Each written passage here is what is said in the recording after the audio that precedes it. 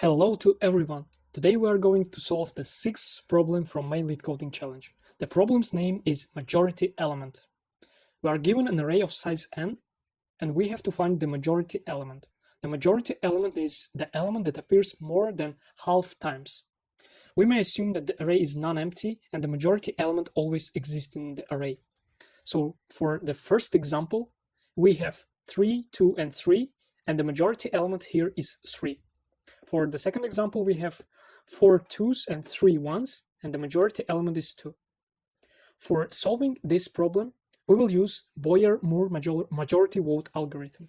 How this algorithm works? We will have a counter, which will be equal to 0 at the beginning of the algorithm, and we will have a candidate. What will we do? We will iterate through all of the elements in a given array, and see if counter equals to 0, then we will define a candidate as the current element. So basically C and D would be equal to nums of I, and C and T would be equal to 1. Else, if the counter isn't equal to 0, what will we do?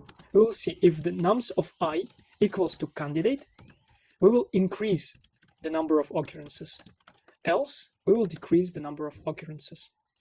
And after all of these iterations, we will return C and D. So let's try to run this code, make sure that it works, and then submit it. Cool, it got accepted. So what are we doing here? Basically, we are defining like counter as 0 and then a candidate. And we see if the counter equals to 0, we are defining a new candidate.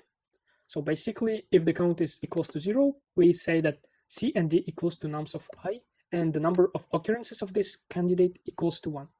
And then if the counter isn't equal to 0, we see if the current number equals to candidate, then we increase the number of occurrences, else we decrease the counter.